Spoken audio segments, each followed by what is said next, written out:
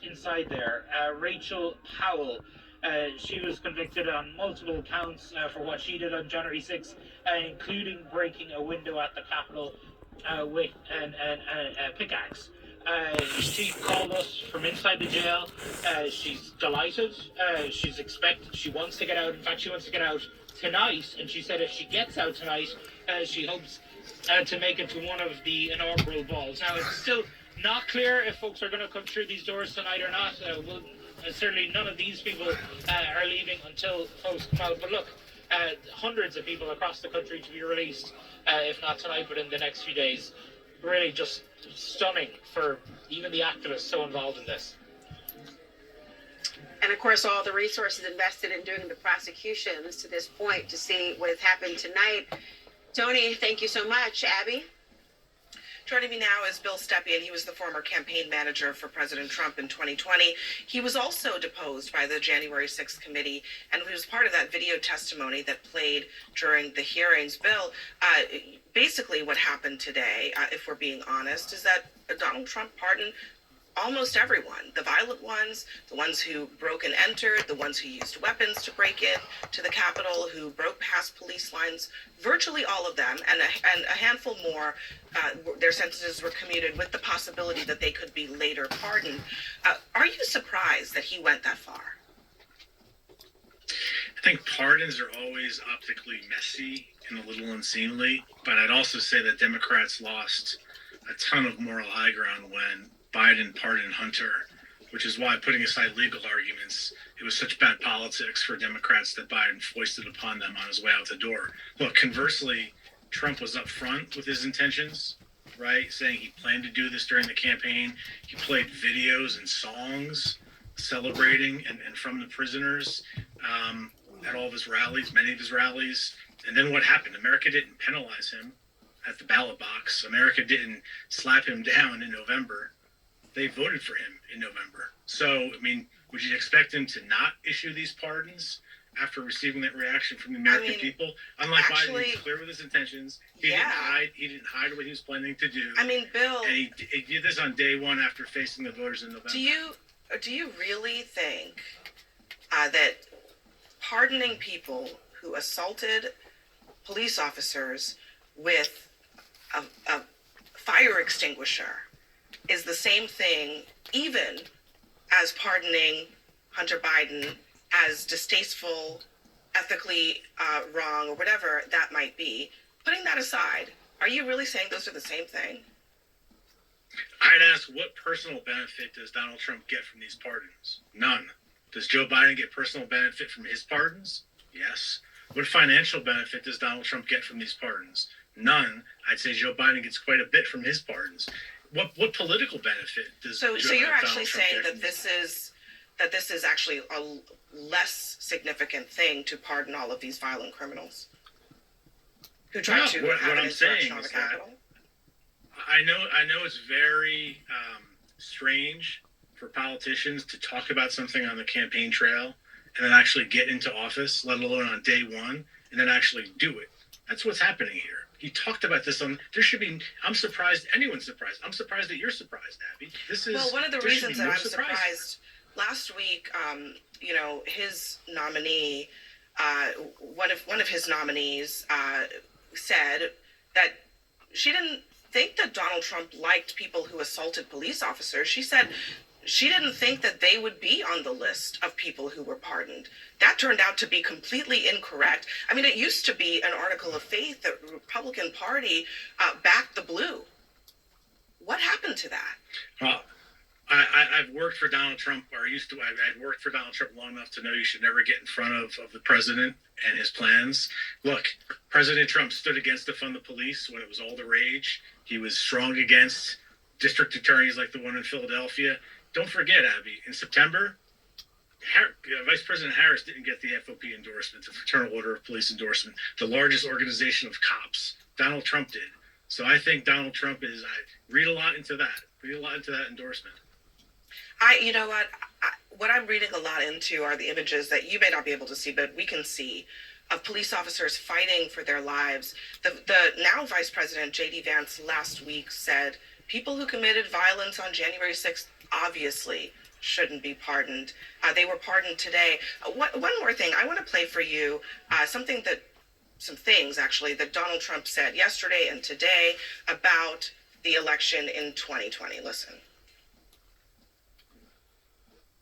So I like to think back to the past. I said, if only the election weren't rigged, all the things that would have happened that would have been so good, but it was.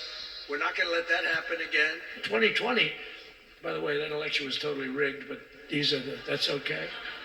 It was a rigged election. You know the only thing good about it? It showed how bad they are. I believe in the sanctity, and this was too big to rig. This last election was just too big to rig. But, really the opposite. And I should note that the second of those clips was Donald Trump speaking in the very Capitol that was ransacked by his supporters. You pointed out that, you know, he doesn't gain anything financially, but he certainly gains a lot politically by rewriting the history of that day. What are the consequences, Bill, do you think, for the country that now the president has said there are no consequences for breaking into the Capitol, trying to stop the peaceful transfer of power, and doing it on my behalf? America benefits when we look forward and not back to 2020.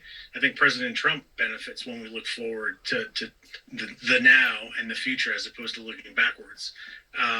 These pardons are not popular. 7 in 10 Republicans support pardons, but Republicans are usually 90-10 on if you consider this a base issue. 2 and 3 independents oppose these pardons. So to me, this is not a political benefit to Donald Trump. If anything, it's something that's going to ding him politically, not help him. We will soon find out. Bill Stepien, thank you very much for joining us. And our panel is here in the studio. Michael, your thoughts? To the victor go the spoils. Donald Trump, as Bill articulated, campaigned for a year and a half that this was exactly what he was going to do. And I will say, Democrats had an opportunity to draw a contrasting argument for why they thought it was wrong. They attempted to do so, and ultimately the voters had the opportunity to assess all of this, and they made a decision that ultimately led to Donald Trump going back to the White House. Now, we can debate about the morality of this or the ethics of this. Then I beg the question, if I'm being honest here, Abby, if you were to sit down with some average Americans and you were to draw a contrast with the slew of issues that those individuals were facing in their day-to-day lives, I wonder, where does this rank? Isn't that exactly the point, though? You're using the election to justify Trump's pardoning, even though it's also true that the top issues for the American people were immigration and the economy. This does not rank. So the idea that they endorse this also seems, even Bill made this point, it's not popular. That's exactly right. And when we were doing focus groups as we moved into the election, folks had forgotten a little bit about January 6th. This reminds them of this. And when you'd ask them what they cared about, it was gas and groceries. And today they're sitting here and we had a peaceful transfer of power. Republicans are having their heyday. That's fine. Victors go the spoil. But the American people, when they went and voted, they want their gas groceries to be cheaper. That January 6th wasn't the reason. This reminds them of, what's this got to do with my gas and groceries? But if I'm in the political shop of the White House, and I know the president is absolutely going to do this, as Bill again said, Donald Trump will do what Donald Trump ultimately wants to do, then I'm assessing this and I'm saying, let's just get this over with now politically. So that in week 3, 4, month 2, we've moved on to another issue. The American people have moved on, get it over with now, so that we can focus on other things like gas and cost of groceries. Oh, go ahead, Ash. I am disappointed by these pardons, but I am not surprised because he did pardon them. He did commit that during the campaign. And on this network, Scott and I debated a lot about whether democracy was going to be a ringing theme that penetrated in the electorate.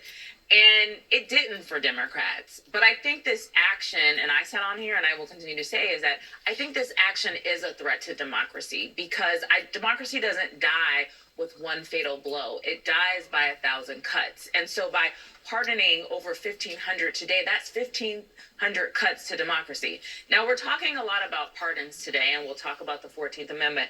But let me tell you a couple other things Donald Trump did in executive orders when you talk about helping the American people. He took away protections for workers under health and safety. He took away the ability to strengthen Medicaid. Poor people, working class people who voted for Donald Trump need Medicaid and the Affordable Care Act. And people said when they realized their health care was the Affordable Care Act, which equals Obamacare, they didn't want Donald Trump to take it away. He took away continuing to strengthen Americans' access to affordable, quality health care. He took away lowering prescription drug costs and for prices for Americans. Those are things that the American people wanted Donald Trump to do today. And instead, he did something. He did an attack on our democracy by pardoning them. He's doing things that are going to make their cost of living higher. And he did one other thing. He took away the Office of Faith, Faiths, and Neighborhood Partnerships, an office that your boss created, that many people in the middle of America, we'd had a lot of talk about God and scripture quoting and all of that. And he took away the office in the federal government that actually works with faith-based institutions. So there's a lot of show that Donald Trump does, a lot of dancing to YMCA, while he's still hurting American people. And that was the message Democrats were not able to land and make clear. But the clock has started to tick on Donald Trump, and he has to make good on his promises. And the show is not going to end well for him. But I would argue he has every right to do all of those things. Yeah. And that's well within the bounds of the things that any Republican probably might want to do. But that's the difference, right, between what you're talking about and the other thing. But is that what the voters wanted him to do? Well, I appreciate your spin on everything, and I would just respectfully point out that Republicans don't think we need a government bureaucracy to intervene with us, with the Almighty. But your boss created that office. That was your point. You're acting like this is some George massive W. Bush. scandal. George W. Bush created that office. We won evangelicals. We won Catholics. We did okay with the Christians. It's okay. Look, Donald Trump today, we've spent 99% of our time today, and Democrats spent 99% of their time during the election talking about January 6th. And I would just humbly and respectfully submit to you all that if this is the conversation you intend to have and the script you intend to read for the next 4 years, you are going to continue to get politically punished by the American people who are desperate to look into the future and not continue to wring hands. Listen, about the only person who brought this up today, Scott, was Donald Trump. Okay, he was the one who put it on the agenda. He was the one who pardoned all these people. He did not have to do that. No, he didn't have to do it, well, and he did it. He was going to so when you talk about looking forward, why isn't he looking forward? He is looking forward, and I think what he would say is, I'm trying to put this behind us, and Democrats and the media are continuing to try to make this the center of our national political conversation. I'm trying to put this behind us. Tomorrow, Donald Trump will still talk about him winning the 2020 election and still talk about January 6th. And it was a terrible day, and I know you agree it was a terrible day. Yes. What I am charging Democrats to do is don't lose focus. He is still doing things, though, that people who voted for him, it's not going to make their quality of life any better. Can I just increase in energy production? I'm going to stop right there, and I'm going to say she's wrong about the quality of life being better.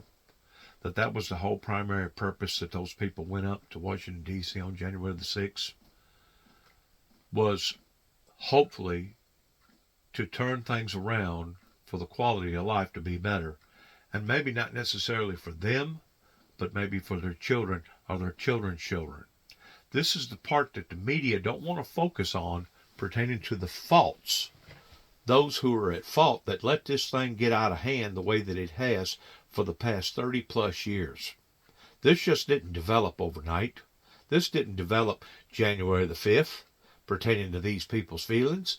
This was a nationwide ordeal that happened January the 6th. So whenever you look at this, you need to look at both sides of it in understanding that, all right, which is the lesser of the two evils? The people that portrayed or proclaimed some sort of a movement and did get involved in some violence, or would it be better just to let it alone and not try to do nothing about it and just kick the can down the road again and again and again? And we see that's what's been happening, okay? But because so many wealthy and rich people has gotten wealthy and rich off of this past 30 plus years, they're the ones that's defending themselves. If the truth be known, these people that has gotten fat pockets off of all this should be glad that that a civil war hadn't developed in America, and that they didn't just go and take their spoils from the rich, pretending to telling them to get out of their homes and become homeless and drain their freaking savings account and their bank accounts. It is that bad out of focus, regarding what has occurred here. What has occurred here has been a travesty. And that's the part that the media and the uppity-ups don't want to talk about their fault. All they want to do is look at the fault of those who become violent. Wasn't everybody violent? Wasn't all of them violent? And I'm pretty sure none of them have the intentions, other than maybe probably about 20 that really had the intentions of wanting to create violence that day. Those should be the ones that probably shouldn't be pardoned, and the rest of them was just basically caught up into a whirlwind towards being in the wrong place at the wrong time. In reality, now let's be honest about it. No, I don't agree. I don't agree with having to enact. I think it's the 24th Amendment or whatever it is, towards having the right to be able to overpower your government. But the fact of the matter is, this has gotten out of hand. Pertaining to bankers, pertaining to mega one percenters that's come over here and drained the other 98 or 99 percenters. And it's time that something occurred. I'm sorry that it did get out of hand. I'm sorry that one or two of those guys wound up committing suicide. I'm sorry that the woman got shot. I'm sorry of all those other things. But if you really want to look at it in all fairness, that man's life was not threatened directly that shot that woman's, that killed that woman that day. He was in behind the wall, and he just totally freaked out because he realized that the audience had become disruptive, to say the least. So what Donald Trump is doing here, he's trying to, I think, this is just my opinion, he's trying to cut this thing off at the chase. And he's also trying to reformulate his honesty with the people. That way the people can trust him in his word being good. Because that's one of the highlights that has caused this through the Reagans, the Bushes, the Clintons, the Obamas, etc., is that they get up there and they tell things that they mislead the American people and make all kinds of promises, but then whenever they get in office, they'll favor more towards the other side than they do the 99 percenters. So, I'm tired of listening to this because I've seen it on both sides, and it's a horrible, horrible thing in what has occurred on both sides. On both sides. On the rich and the powerful. I mean, I have sat back for the past 30 plus years with the Windmill Ministries missions, and I have watched various judges. I have watched various corrupt law enforcement agencies. I have watched the state of Tennessee take advantage of the working class and the poor class, beginning in the industry that I was in, pertaining to the auto body industry, that I was just flabbergasted over. Basically in the late 90s, before 9/11 ever happened, towards what went on in Memphis, Tennessee, with a bunch of insurance companies that basically stifled the auto body industry and charged a great deal of people in Memphis, Tennessee for price gouging. Wasn't necessarily price gouging. It was price, where several of them come together and formulated that this is what we're going to do to the insurance companies. Well, it's the fat insurance companies that's been stifling the people all along. The way I see it in the state of Tennessee, if you got some sort of a little mama papa business, you're going to get the care and you're going to get the perks that you deserve towards being involved in a business, because you've got all kinds of loops that you can take towards tax write-offs. If you're not in that loop, you are automatically screwed towards being a working class person. You got to pay taxes on the front end, you got to pay taxes on the back end, and then you got to pay more taxes on the latter end. We get tax, and if the truth be known, if you're making $20 an hour, you're actually only making 10. Why? because the state and the federal and the local taxes eat all the rest of it up. Between that, between the insurance companies doing what that they have done, between the oil industries doing what they have done towards raising the prices up, it has created a cesspool of chaos. And January the 6th was just basically the cream on top that helped to verify the severity of it.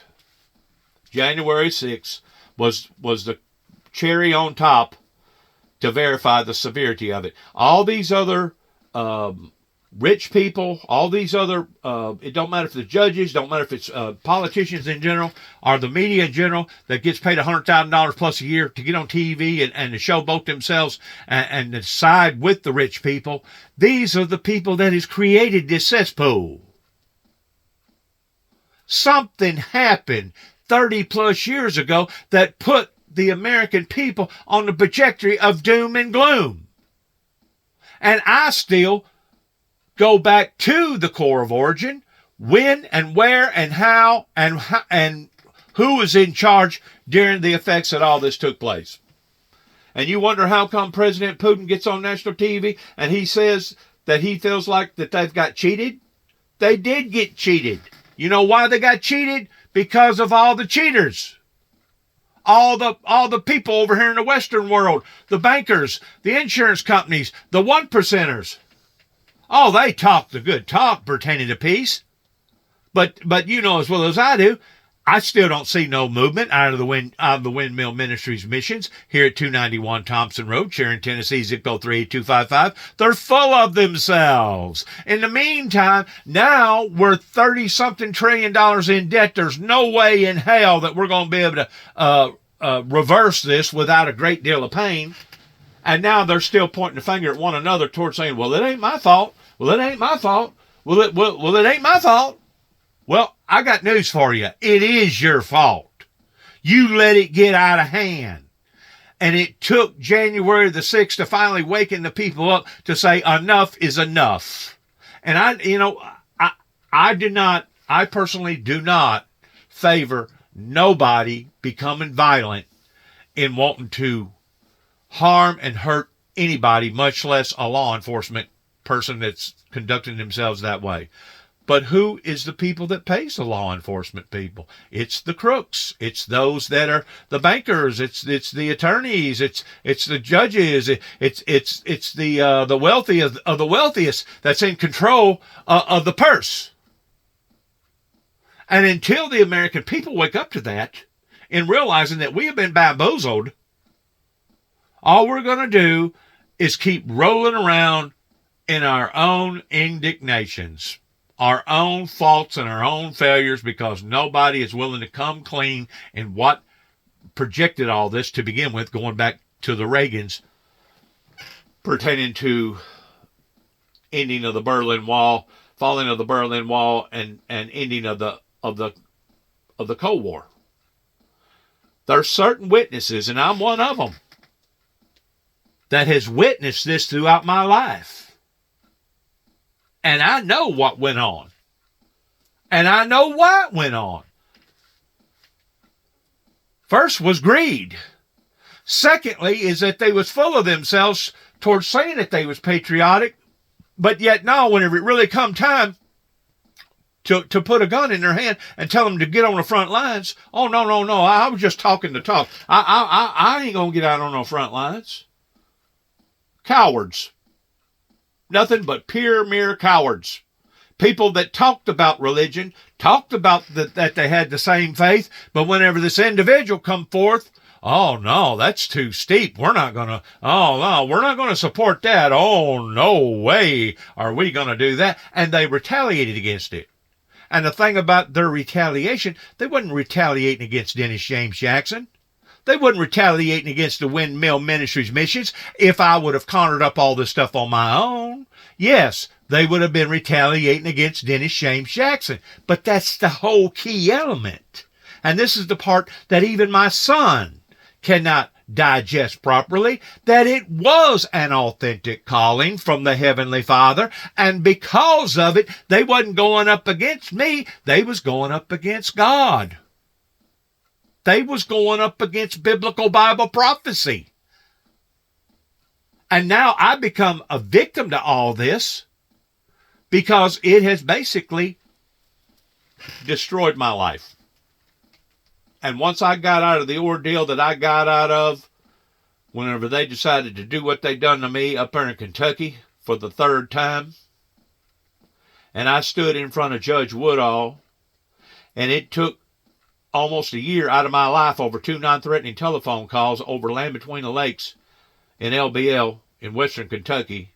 Once I went back to Oklahoma, and I realized what was going on towards them holding my feet to the fire, even though it's been proven now by various investigators and detectives that there was a major cover-up in the Oklahoma City bombing,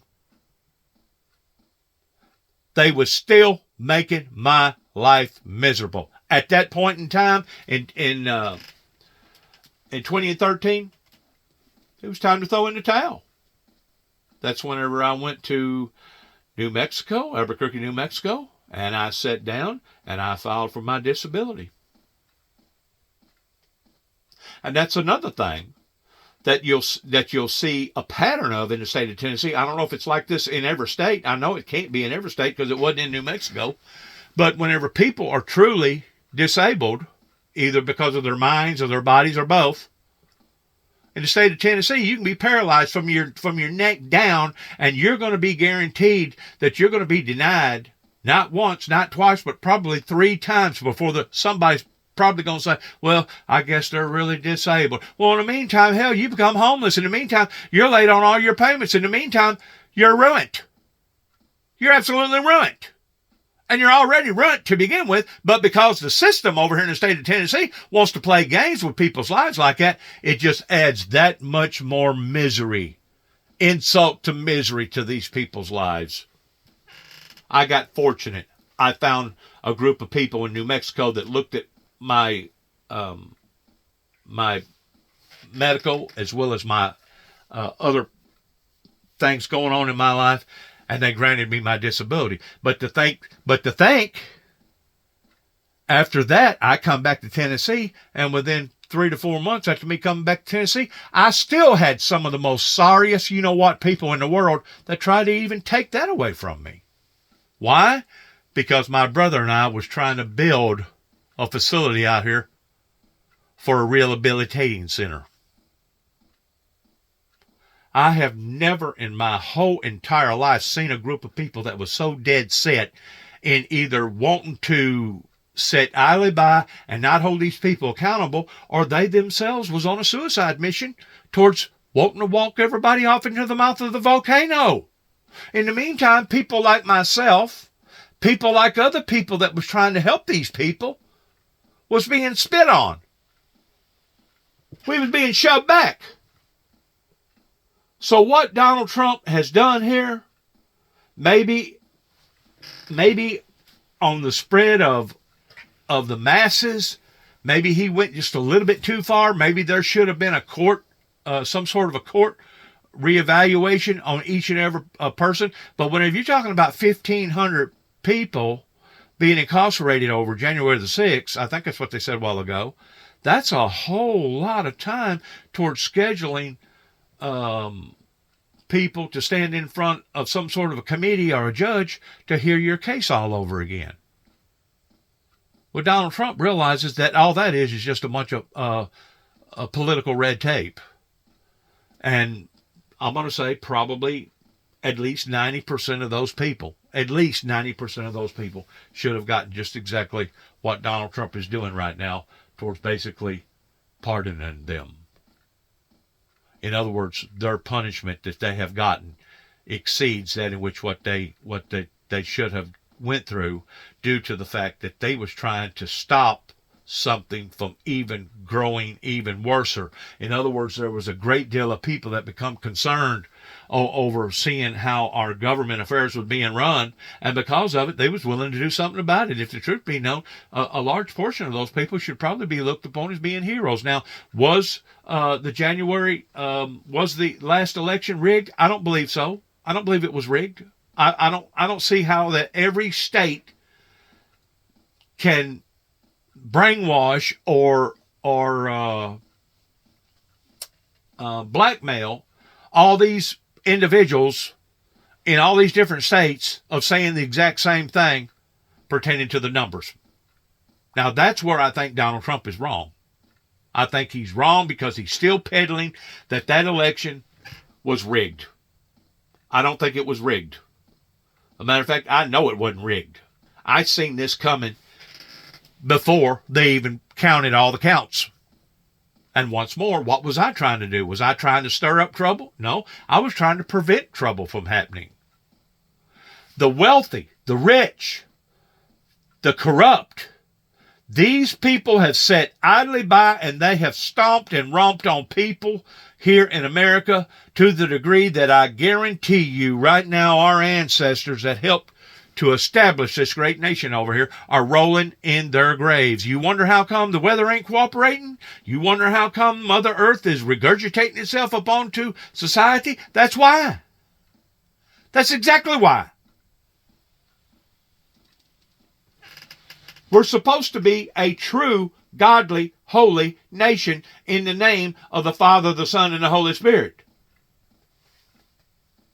Well, these wealthy, rich people, these bankers and these lawyers and these well-to-do people, well, they'll tell you that they believe in the same God, but their actions is far from it because they're full of greed or they're full of cowardness. And that's the very reason why that they didn't want to support the Windmill Ministries missions is because they looked at it and said, well, this is too rich. This is too serious. Well, we're not going to get involved in this ministry pertaining to the opening of the seals, pertaining to the 4 horsemen, pertaining to the 2 witnesses. We'd have to be crazy to get involved in all that. All right? Well, you didn't get involved in all that. So now what are you involved in? You're involved in the crap that goes along with it after you didn't get involved with it. The consequences involved. And these people were so stupid over here, they didn't think that there was going to be consequences. Oh, yeah, there's consequences. Anytime you do what you done towards trying to uproot God's will and God's way, there's going to be consequences. I guarantee you there was consequences whenever those people crucified God's only begotten Son. Because you can look at the history towards what that they have been going through over there in the Middle East ever since then, and it's been basically total hell. Total hell. Well, you don't think that hell can be spread across the board to all the other 6 different continents? Sure it can. Sure it can. You turn your back on the Heavenly Father pertaining to His will, and He'll show you how the cow's going to eat the cabbage. Like I said, it's reached a time towards me analyzing all this and understanding that there's always 2 sides to the coin. Now, are you willing to look at both sides? And are you willing to say, okay, of the lesser of the 2 evils, they was trying to prevent the greater evil towards not doing nothing and continue to keep kicking the can down the road till eventually we was going to default and eventually we would be the laughing stock of all these other different continents, all these other different nations and countries. In one way, they actually need to be looked upon towards actually being heroes. It's the same thing that happened whenever there was a standoff pertaining to King George III. Whenever you had farmers and you had regular people, ordinary people that had never thought about killing nobody, but they stood up and they created a military towards going up against the redcoats, and they overcome them. Well, that didn't happen over just sitting down talking. That took force to do that. That took sacrifice. That took blood, guts, and sweat to do that. Anytime there's a wrong and you don't correct the wrong, then there's somebody above us that will correct it for us. And the bad thing about that is whenever he steps in, it's the same thing as the blessings of God. Whenever it rains on the just, it also rains on the unjust, so they get favor towards getting the rains too. But you flip that around whenever God gets ready to start punishing a group of people, even though he's really after the ones that's guilty, the ones that's not guilty also gets punished, pretending not getting the rains, not getting this, not getting that. People hasn't been paying close enough attention towards what's going on. So I can see both sides of it. To cut through the chase, he probably done the right thing. Just cut them all loose.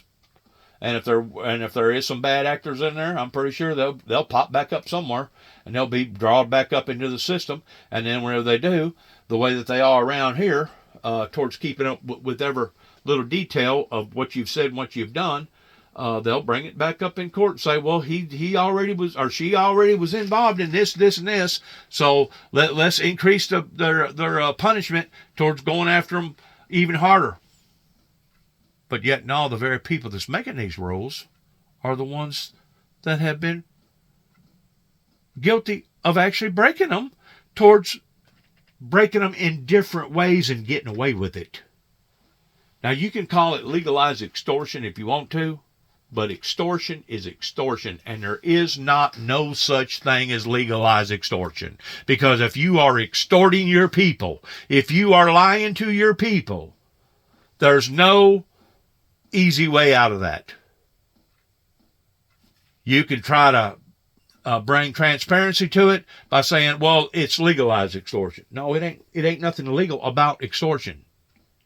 If you had promised a homeowner that you was going to protect them pertaining to their home, and now it takes a Philadelphia lawyer to be able to straighten it out, that they've got to spend $35,000 or $40,000 on because the insurance company was wanting to beat them out of $35,000, $40,000. It's like, how do you win?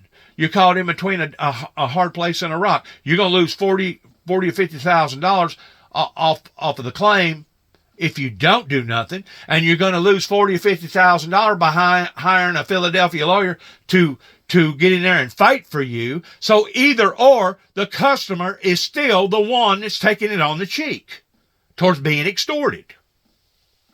And our government officials have known this, and it has only been until recently it's now showing up. One of the main reasons why that it was showing up was because of the idiot that done what he done to the CEO guy in New York towards shooting him in cold blood. Ever since then, there's been a lot of talk about these insurance companies. And as far as I'm concerned, there will be a special place in hell for these people that has associated with themselves with this type of gimmick, because as far as I'm concerned, they're bogus, and they present themselves as being one way, but in another way, they're screwing the public over. At least I can say this about the gambling casinos that are run basically by mobsters. You know that whenever you go into a gambling casino, odds are you're going to lose, because that's the way they got it set up. Now, can you still have fun in a gambling casino? Yeah. Does people enjoy themselves by going in these gambling casinos and drinking and being a part of all that? They obviously they do, or they wouldn't have a clientele audience towards doing it. But at least they're not trying to cover it up towards acting like, oh no, we're doing the proper and right thing. You know they're not doing the proper and right thing. They're a bunch of hustlers. That's what they are in these gambling casinos. Well, that's what they are with the insurance companies. But the insurance companies don't want to show themselves as being hustlers.